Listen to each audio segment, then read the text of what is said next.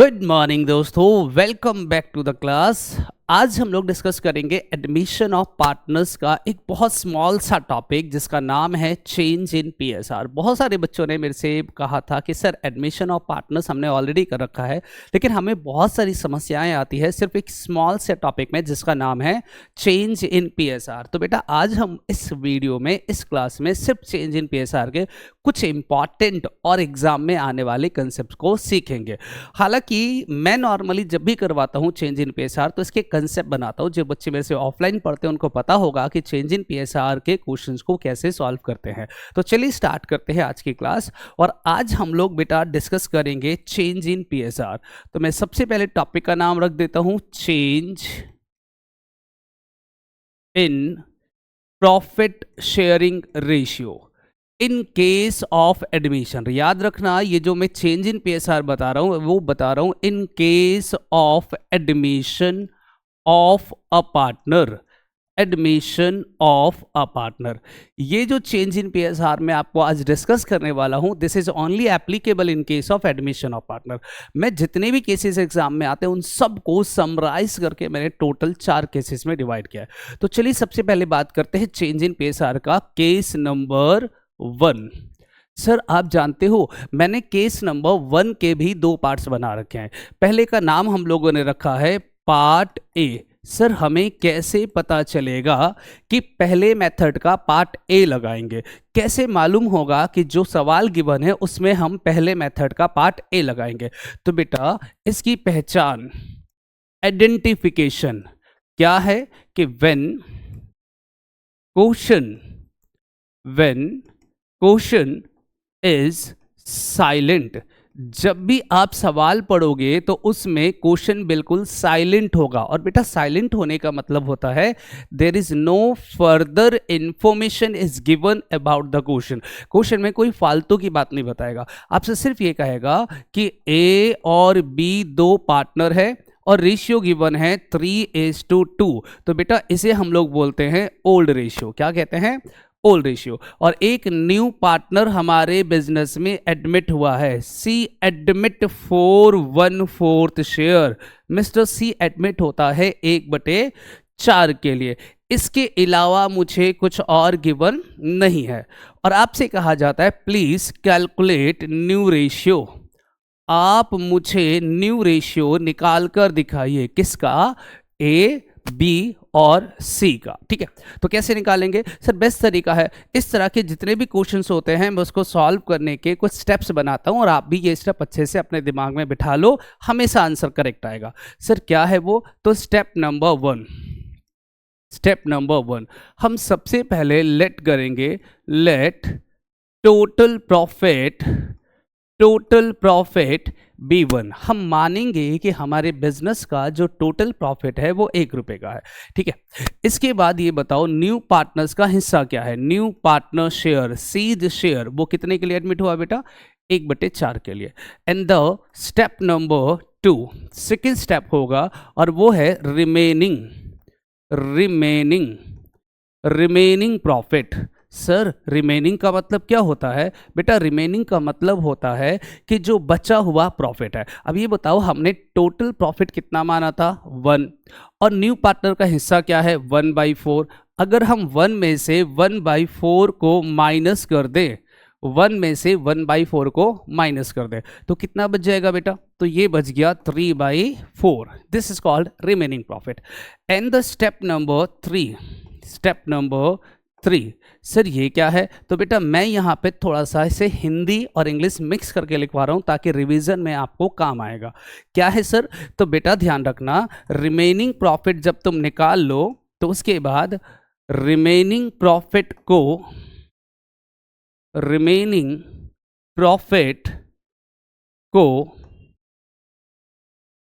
Old ratio में बांट कर न्यू शेयर निकालो।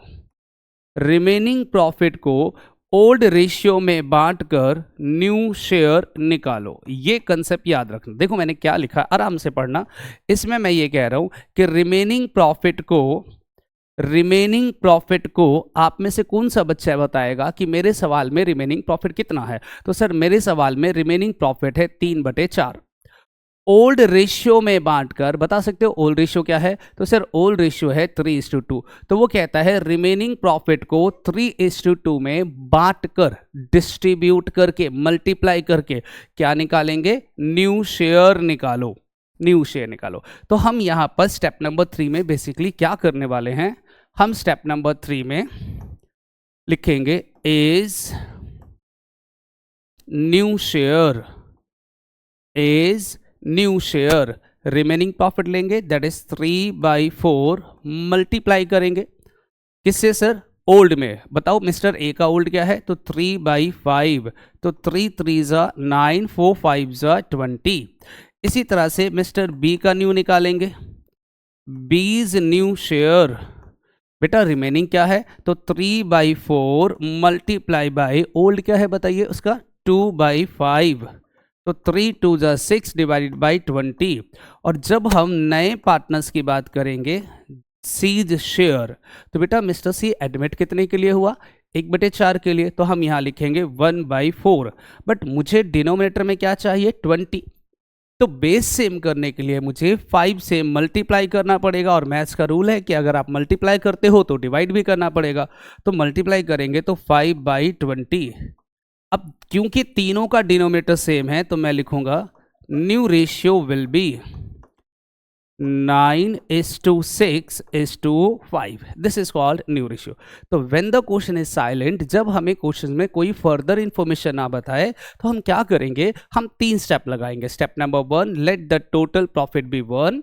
Step number 2, remaining profit. और स्टेप नंबर 3, रिमेनिंग प्रॉफिट को ओल्ड रेशियो में बांट देंगे तो न्यू शेयर आ जाएगा। ठीक है सर, ऐसा एक सवाल करके दिखाओगे? हाँ हाँ क्यों नहीं। आइए मैं आपको एक छोटा सा सवाल करके दिखाता हूं।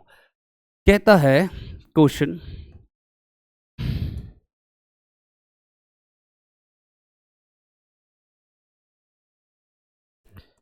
कहता है x and y are partner sharing profit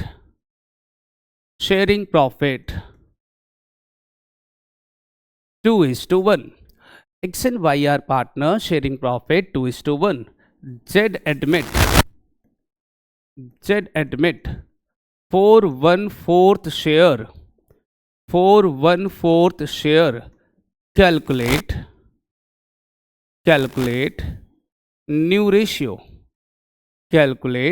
new ratio, इस सवाल को जरा ठीक से पढ़ो। उसने क्या कहा है कि x और y पार्टनर है, शेयरिंग प्रॉफिट 2:1। अगर आप नोटिस करोगे तो मुझे ये पता चल गया कि इसमें 2 पार्टनर है जिसका नाम है x और y। रेशियो गिवन है 2:1। ये कौन सा रेशियो हो गया? ओल्ड। कौन एडमिट हुआ? z। कितने के लिए? 1/4 के लिए। क्या इसके अलावा कोई और इंफॉर्मेशन गिवन है? अगर इसके अलावा कोई और इंफॉर्मेशन गिवन नहीं है तो सॉल्व करने के लिए हम क्या करेंगे? सिर्फ 3 स्टेप लगाएंगे। स्टेप नंबर 1 क्या होगा? सबसे पहले हम लिखेंगे let total profit that is 1, Z का शेयर, जेड शेयर, और ये कितना है sir? 1/4। Step number 2, remaining profit. और रिमेनिंग प्रॉफिट कैसे आएगा? 1 - 1/4, दिस इज 3/4। स्टेप नंबर 3 क्या था कि रिमेनिंग प्रॉफिट को हम ओल्ड रेशियो में बांट देंगे तो क्या मिल जाएगा? न्यू। तो हम लिखेंगे x न्यू शेयर, x का नया हिस्सा 3/4 मल्टीप्लाई बाई 2/3। तो ये आ गया 2 3 6 और 4 3 12। इसी प्रकार से y का न्यू जब निकालेंगे तो y's new share is equals to 3/4 is the remaining profit, और ओल्ड रेशियो है 1/3, तो ये आ गया 3/4 3 12। और जब हम z का शेयर निकालेंगे, z न्यू शेयर, तो मिस्टर z एडमिट हुआ 1/4 के लिए। मुझे डिनोमिनेटर में क्या चाहिए? 12।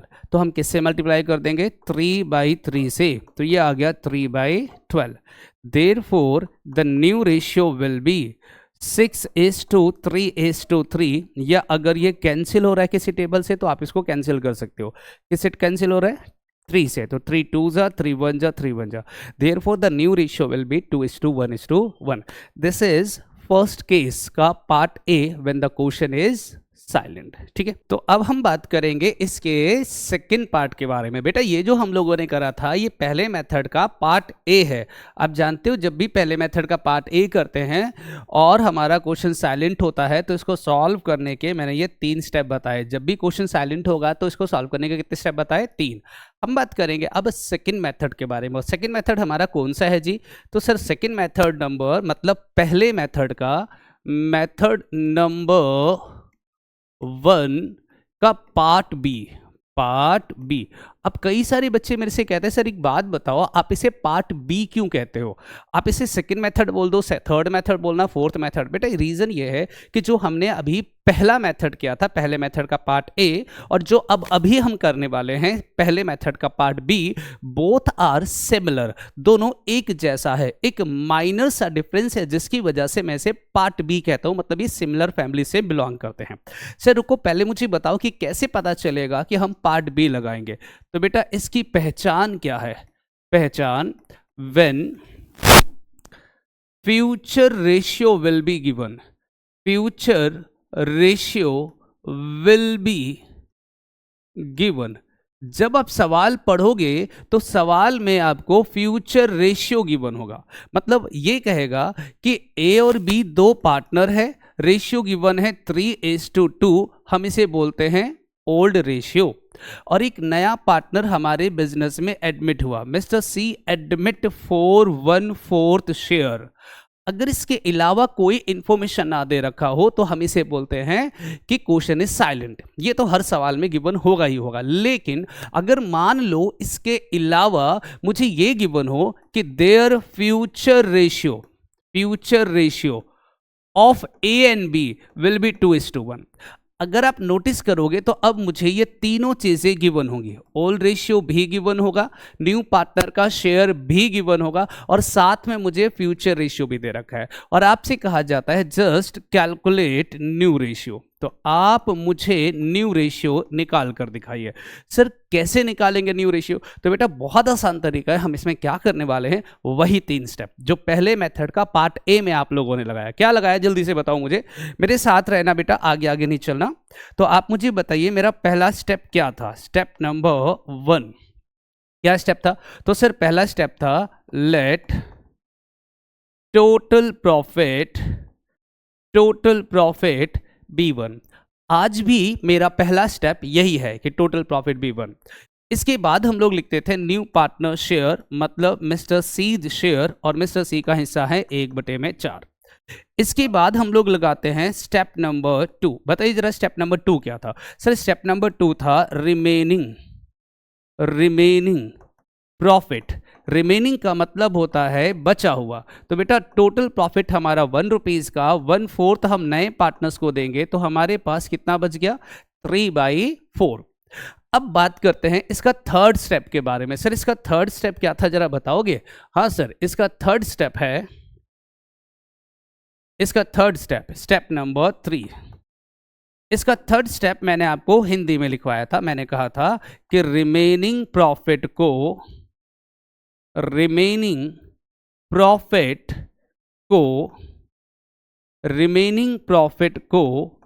डैश में बांटकर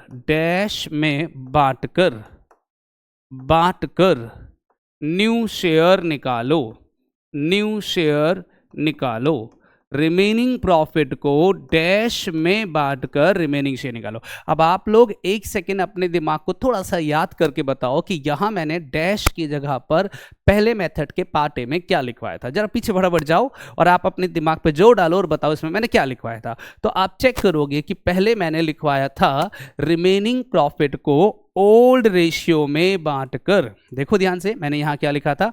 ओल्ड रेशियो में बांटकर। और यहां मैं लिखने वाला हूं रिमेनिंग प्रॉफिट को फ्यूचर रेशियो में बांटकर।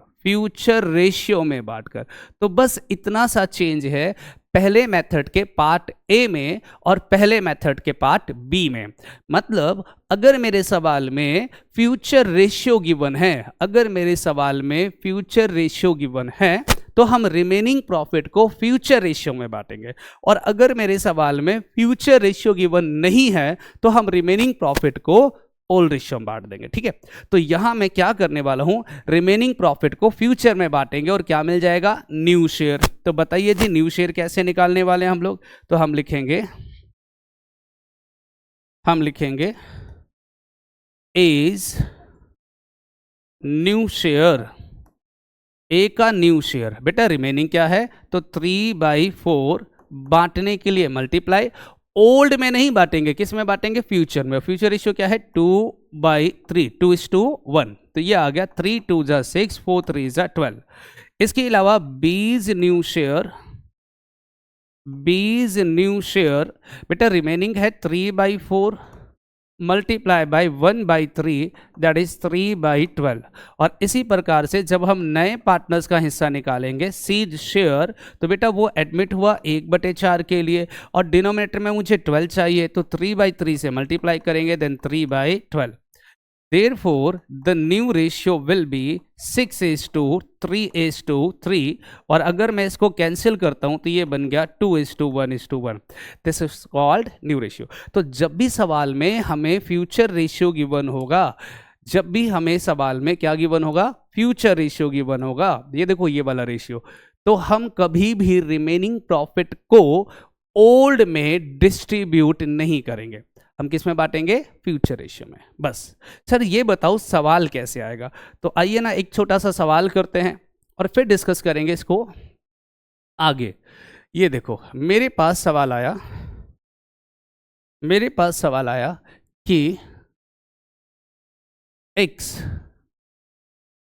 And y are partner, x and y are partner sharing profit 5:3। Z admit for 1/3 share, Z admit for 1/3 share। अगर मैं यहां रुक जाऊं और आगे लिख दूं कैलकुलेट न्यू रेशियो, तो ये पहले मेथड का पार्ट ए बन जाएगा। बट उसने बोला if there future ratio will be